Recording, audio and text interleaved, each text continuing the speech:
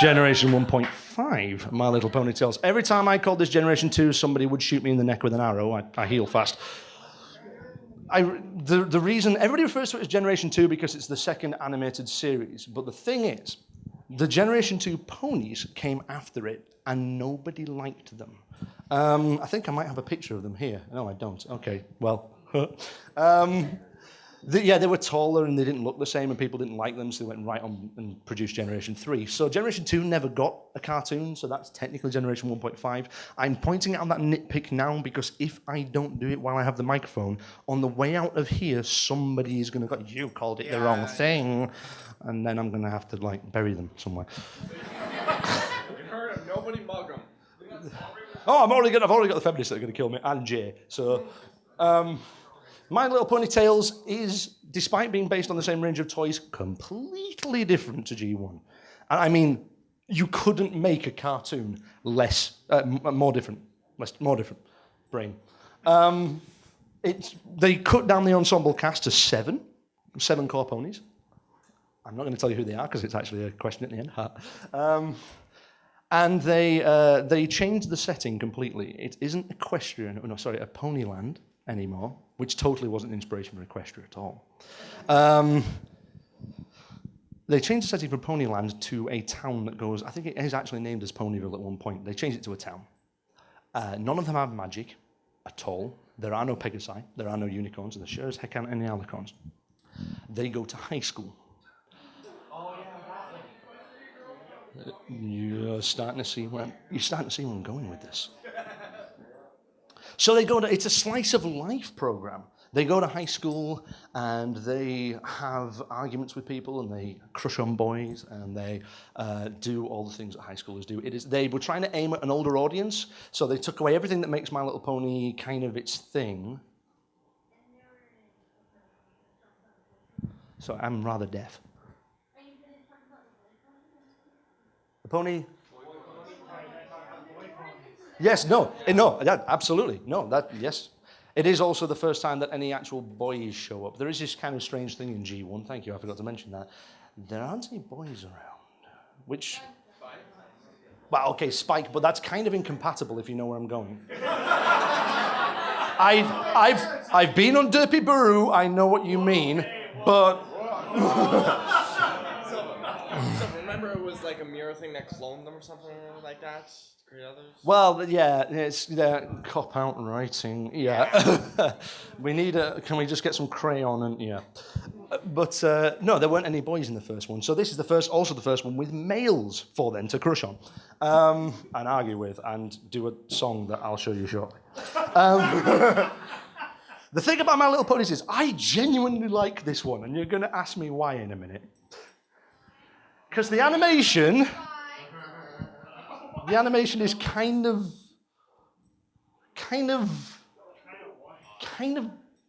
bad.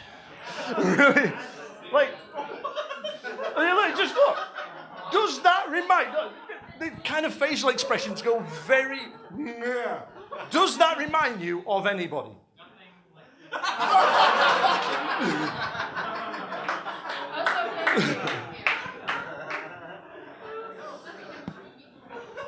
And the transfers of this thing are universally awful. So, in addition to having muted colours and being old and not having a very high budget and the animation on the faces being kind of blah, they also suffer from terrible transfers. So it's not a particularly visually appealing cartoon, and by that I mean it makes you want to gouge your eyes out. It also, excuse me a second, because it doesn't sound very good either. I'll show you what I mean. Am I hooked in already?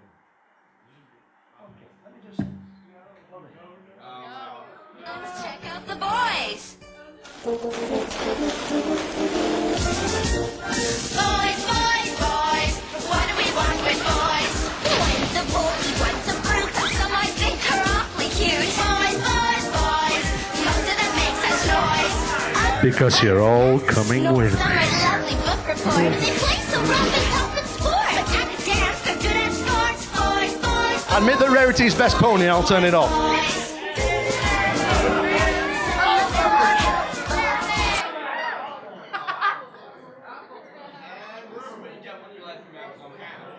So yeah. So the songs are kind of horrible. I have a hand. You say think of the children. That picture looks very inappropriate. More than one example. Everyone, yeah. That's up to your own dirty mind, surely. You know me, I'm pure as a driven snow. I would never think of such a thing. I am offended, in fact, that you could insinuate such a thing from that simple picture. It's a children's cartoon, man. What's wrong with you? Well, this is going on YouTube. Oh, where was I? Oh, that's right, torturing people. So yeah, it doesn't look very good, and it doesn't sound very good, and yeah. It's split into 10-minute episodes, so you can't do a lot with them, and there's only 26 of them, so you can literally watch the entire season, all of it front to back, in less time than it takes you to watch Transformers. But as I've already said, the new Transformers movies this is better. No offense, Michael Bay, but you suck. But the thing is, oh, the hand's back. Hello. There's.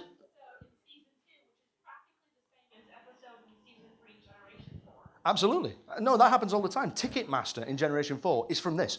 There's an episode in this where somebody gets too many tickets and gets 2 tickets and can't share them between the friends. It's Ticketmaster. No, they rip episodes all the time. I mean, they stole all the characters from the previous generations. What do you think they were going to do? You know, oh, look, a spare script. That's quite good. That saved us a day. Well, here's what's interesting enough that Firefly was actually supposed to be, like, Lauren's vision was Firefly was going to be Rainbow Dash's mother. Well, yeah, and then Yeah. they had to do a lot of things because of copyright, and yeah, we won't get into all of that now because we'll be here for about 18,000 years. Why not? We're all free. I'm keeping them from lunch. I know better. Speaking of My Little Pony ripping off itself, Equestrian Girls, it's Generation 4, Episode 1, all over again, both humans. If I can we don't talk about Equestrian Girls.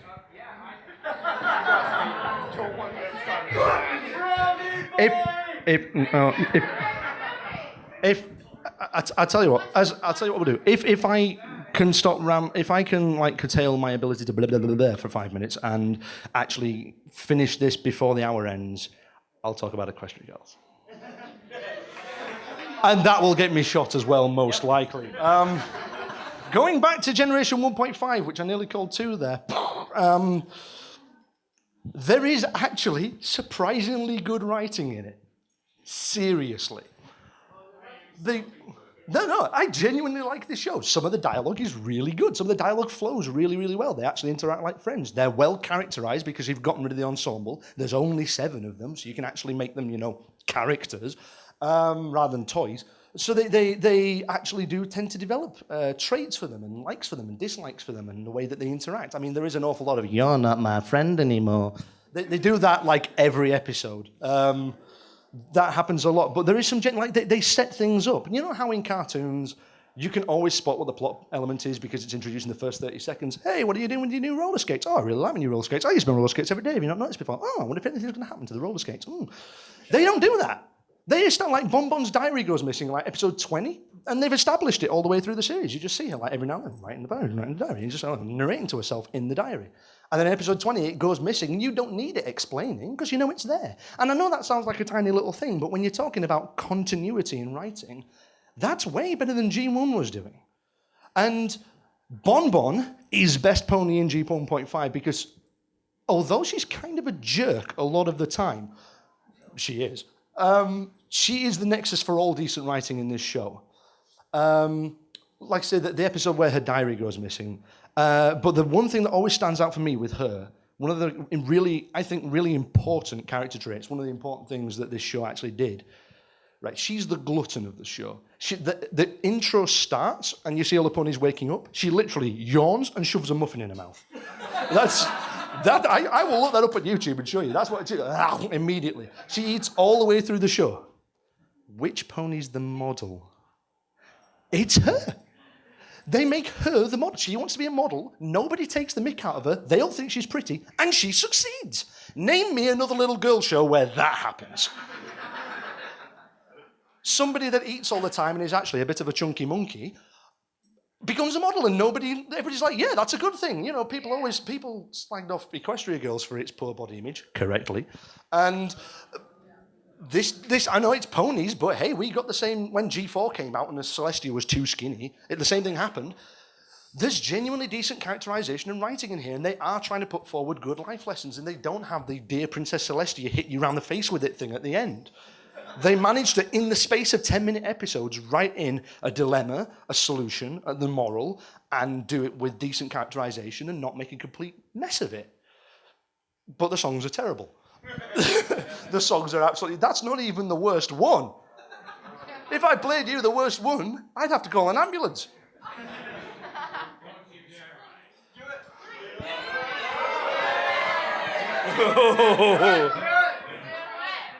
I will host an after-panel torture session for anybody that crazy. I thought I was a masochist. Anyway, Generation 1.5 is, weirdly enough, available. You can buy it. I have the My Little Pony. This is Volume 3. I did buy the whole thing. The thing is, this is a bit harder to get because, aside from me and I'm weird, nobody really likes it. Probably because of the terrible visuals and songs. You can buy the DVDs of the entire thing in Australia.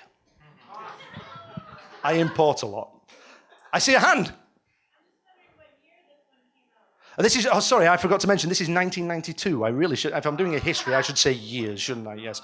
So this is 1992. This is actually part of the reason this was done, because MLP was nearly 10 and it was coming up on the 10th anniversary. This is part of the reason this was done. I probably should have said that. But the whole thing ran in 1992 and never came back because. You can buy the DVDs in Australia, and I highly encourage you to do so if you actually want some kind of 10-minute insanity breaks every now and then. You can also, if you're some kind of crazy deranged person who imports stuff all the time, you can get a VCD set of them in limited edition tins from Singapore. Not that I did. I kind of did. I put them on Facebook like, oh, I have my Jews. Look at it. And I was torturing people. I took them to the meets. I was playing them on my laptop. Going, look, it's decent, honest. Nobody believed me.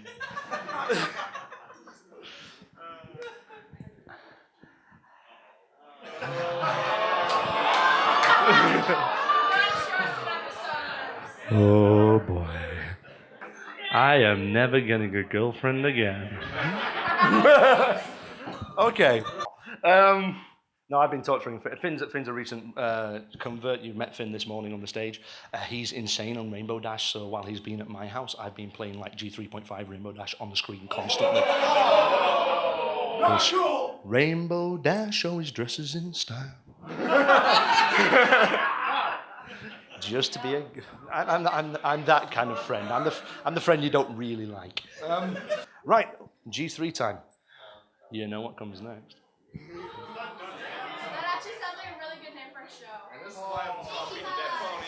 I don't know if anybody has realized that I have this on the table, but I do. Do you want to sit? Who gets to hit it? I don't know. I think we should let these. No. I think no. Well, it might be a bit big for them. I don't know, but I think these kids down here have listened to me prattle for I don't even know how long it's been. I'm crap at timekeeping, and they've been really, really good, and they haven't complained about me being as boring as hell. So I'm going to let them hit the pinata. Probably want to move the microphones away. Now we need a weapon for them. Can they actually use that? I was anticipating on decapitating the little sod myself, but because it's been a stressful day. Guys, you have to, if you would like to, you don't have to, but if you would like to, you get to smash this into little pieces.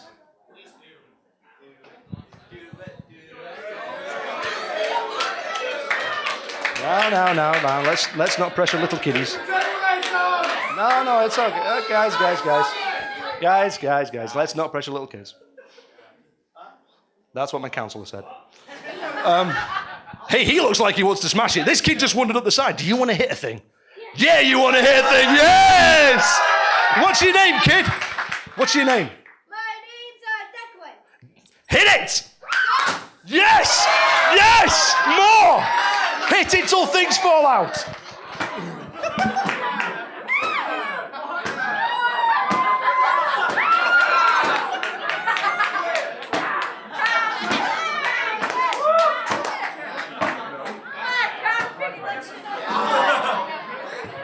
Well, I think we need a round of applause for the efforts of the young man. That is Glue Factory.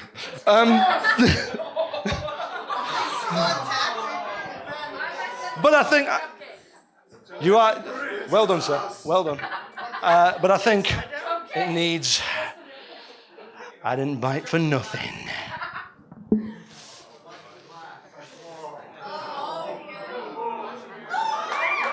Are the hotel gonna kill me now?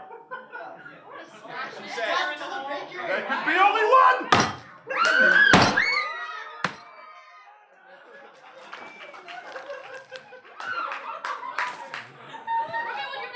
There's No. actually 4 ponies inside. No. Really awesome. You know what? There are!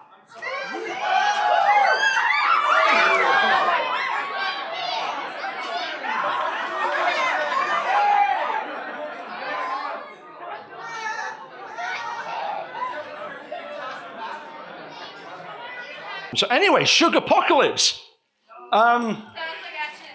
So Generation 3 happened, and now I'm going to persuade you that it was worth it. It actually sounds pretty good. Come on, it's not as bad as the Rubik's Cube. Terrible.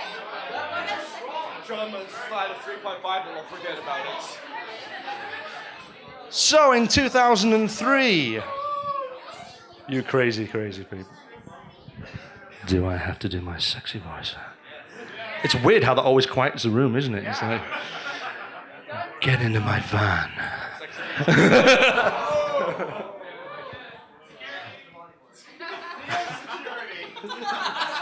Am I that as well? I don't know. So, that was a thing that happened. So Generation 3 happened in 2003. It's a lot more recent than you think. Hand-drawn, again, based back in Ponyland, but with all the threat taken away.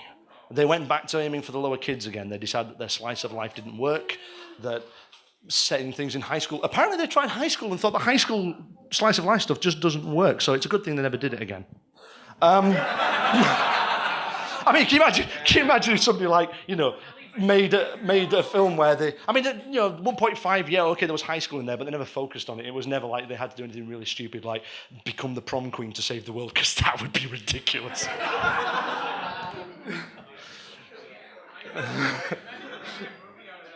I know, who could... Yeah, I know, it's ridiculous. It's a good thing nobody ever made it. So anyway, they went back and they did hand-drawn stuff, and they put it back in Ponyland because apparently high school doesn't work. But they wanted to go back to an even younger crowd than previously. They wanted to go back to the young crowd. So it was G1 with all its harsh bits taken off. They cut all the corners off. So there's not really much in the way of peril or adventure anymore. There is literally an episode where the entire plot revolves around an Easter egg hunt. Oh, yeah, I remember that one. Yeah, I remember that one. I remember falling asleep halfway through. They had an Easter egg hunt. It's a thing. But the thing is, the animation's actually... I kind of like it on a more visual scale. If they'd have combined this with 1.5, we could have had a really good show, because if you look at the presentation... Okay. Getting ahead of myself. So, another slide missing. Like I said, I suck at visuals. I have a hand. Hello, hand. That picture's wrong. There were never unicorns. What do you mean? Dun, dun, dun. Maybe there are unicorns in the series. Actually, I think Maybe it's an animation error. There are no Pegasi. I don't... There were Pegasi. They lived on Butterfly Island. Oh, God, I know that.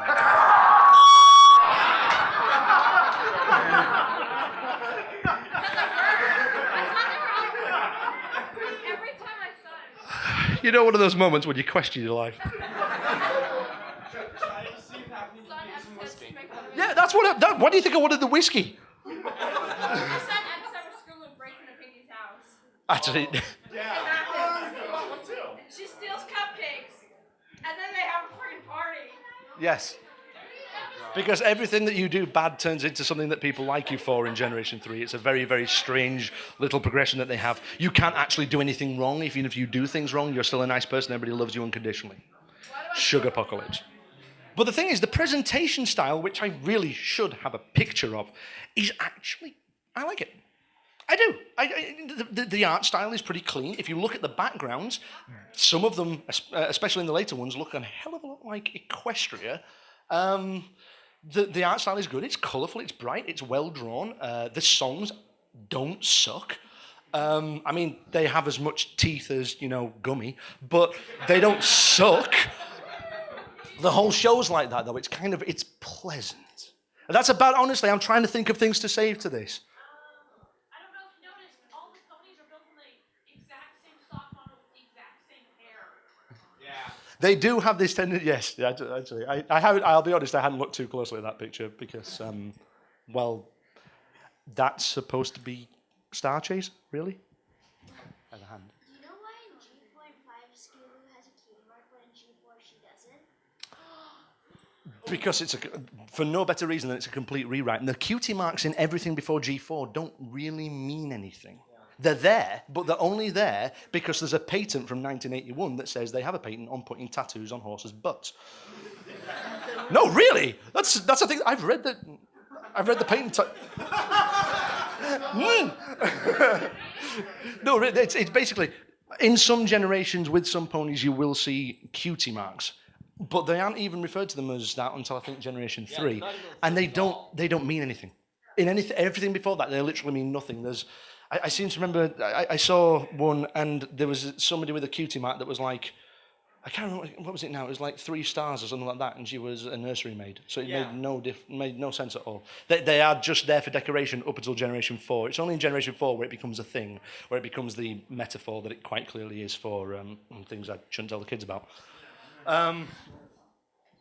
So, no, the answer is that they're there because why not? Because that's what was on the toys, because that's what you can sell.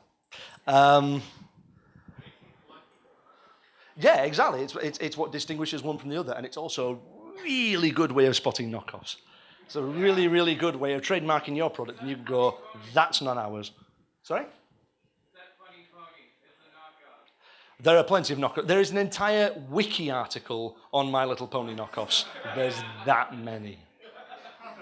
There's entire guides on how to spot My Little Pony knockoffs. Anyway, continuing onward. I can't think of much to say in terms of Generation 3. There are some, the episodes are kind of hit and miss in the writing. There are some that are genuinely interesting and funny. Minty is the best pony as far as I'm concerned in this. Minty and Thistle Whistle. Very Minty Christmas is genuinely funny. It's genuinely entertaining. Minty will remind you a lot of Twilight Sparkle. She's kind of kooky and kind of socially awkward, and she tries to fix things and then breaks them, and just things snowball because she never knows when to just step back. And she's entertaining. She has some genuinely funny stuff. Minty Christmas is great. There's some other ones, the earlier ones, are quite entertaining in places. I have a hand. Hello, hand. Was that a hand? Why is it that it seems like Minty has a thing for socks? Because Minty does have a thing for socks. Minty has a rather kind of thing for socks. In A Very Minty Christmas, when she ruins Christmas by making sure that Santa won't come because Santa is canon with cartoon ponies, she Very Minty Christmas, very quick plot rundown. Minty accidentally smashes the gigantic candy cane on top of the gigantic candy cane on top of the Christmas tree that summons Santa. And she smashes the candy cane, and in order to fix this whole problem, she attempts to get Santa back, but Santa's already disappeared on his travels. So her solution is to give everybody one of her socks, and she has a collection of socks, none of which match. There are times where she put a sock on the Christmas tree as a decoration because. Minty's kind of mental, but that's why she's fun. And then Thistle Whistle's kind of... has anybody here played Dust and Elysian Tale? Yes. A few people. Very good game, by the way. Try it. There's a character in that called Fidget. Thistle Whistle is her. Like, she even sounds the same. It's kind of crazy. Thistle Whistle is fun and kooky, but she's afraid of everything. She's a Pegasus that's afraid of literally everything. But they make it funny rather than, oh, God, I can't stand you. You know what they do with Fluttershy? They do it like that. Oh, boy. Hang on a second.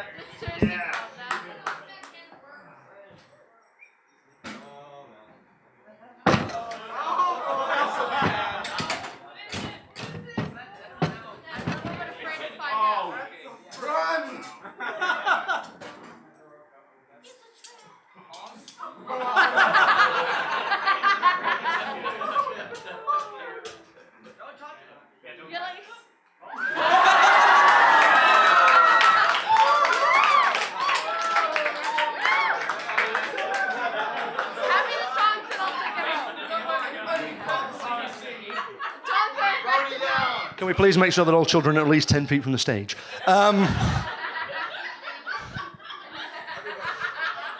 Yeah, so that happened.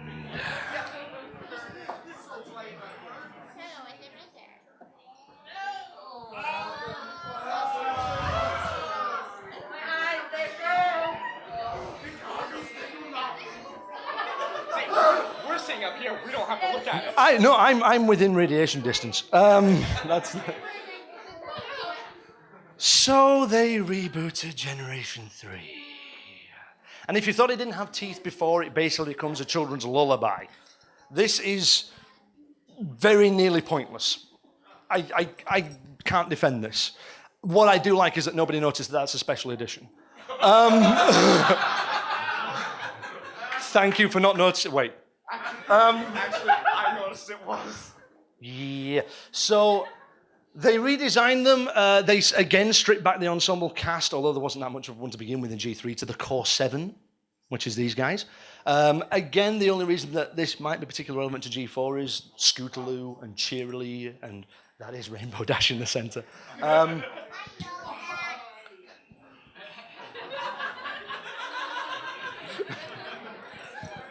going over time here. It's like 2:10. Faster. Okay. Well, we don't have much to talk about. We can wrap up really fast. Apparently, I'm running over, but that's fine because it's 3.5 and we all want to skip it. 3.5, really, I can't defend this. I really can't. There's no way. It's so kind of, yeah. I like the designs sometimes. Not these designs. I like the background designs. And then they made the characters and everybody cried. Actually, she's not wrong. She looks like Derby. The designs of the background are kind of nice, and again, they look a bit like equestrian places, but the character designs of these bobbleheads, I refer to this as the toddlers and tiaras generation, because whenever I'm watching this, I feel vaguely uncomfortable. There's only 2 hairstyles. I'm nearly 30 and I watch cartoons all the time, but this is the one that makes me think, okay, maybe I shouldn't be doing this. Maybe I shouldn't be doing this and on a panel van. This is, I can't defend this, so we're going to say, hello. Hi. Hello. You just here to say hi? Are you just here to say hi? What's up? Oh, worth interrupting. Totally worth it. Anything. I will point out the one thing, children, before I let you go, because I have kept you here and tortured you for over an hour. The one thing that this generation did that was worth it. It gave us the idea to put pigtails on Cheerilee. And then the slide didn't work. There! It gave us the idea to put pigtails on Cheerilee, and certain people over here will understand what I'm talking about. Yeah. And that is essentially an annotated, abbreviated, ranty history of the history of the animation. Incidentally, the G3-5 stuff, oh God, I'm touching it.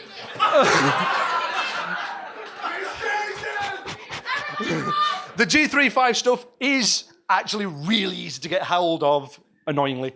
This is the easiest stuff to get. You can get this in HMV right now. You can walk into your supermarket and you'll find copies of Twinkle Wish Adventure, which you should leave there. And that was my slightly... But, so, in recap, Generation 1 gave us the adventure. It gave us the atmosphere. It gave us the need to go out there and explore things and the ability to entertain young girls with something other than ironing. It gave girl characters something to do. Generation 2 gave us the slice of life stuff, which is also a part of G4, if you haven't noticed. It gave us some of the inspirations. It gave us the slice of life. It gave us that additional piece of drama and the relationships. It concentrated more on the relationships that went into G2. G3 gave us a lot of the designs. It gave us the presentation. It gave us the art style and the background. And it gave us a lot of the VAs, let's be honest. All of these things came together to make G4. That's my justification for the whole thing. I would recommend 1 and 2, 3 less so. But I think I can justify all of these existing because without these, we wouldn't have G4 and we wouldn't have this convention. We wouldn't have all of you people sitting here laughing at an old man talking nonsense. I wouldn't have found all the friends. This show genuinely means something to me. It really, really does. Because when I came to Canada beginning of this year, I came here with 2 suitcases and a cat. And this show, no, that's true. A cat with no meow. And I met so many friends through this. I went to the local meetups and I met people like Keenan here, my friend Keenan, and the various people at the convention, and I met all kinds of people through this, and they've all been wonderful, exactly the same as the local furry community, who I also got into, if you couldn't tell. Love you guys. Sexy voice. And it's just been fantastic, and this history, this preparation is one of the reasons I was able to get into G4, and I just wanted to share my madness with you for an hour to make me feel better in the cold nights. Almost an hour and 15. An hour and 15. I'm sorry, I know how to talk, have you noticed? So I'll just wrap up by saying that's my rather weak justification for G3.5. That's my justification for the whole thing. Thank you for being here. It's been a lot of fun. We decapitated a pony. We've forgotten something. I still have a comic. We need a way of deciding who gets a comic. I think we should give it to the kid that killed Pinky. All in favour? Is he still here? He's gone. Do we have his parents? Well, that plan went to hell, didn't it? Okay.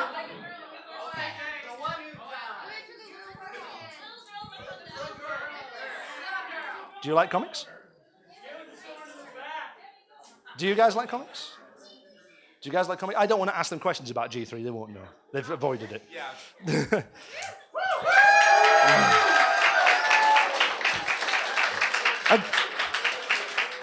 And need I forget, we have some G3 books. If you any takers? Any takers?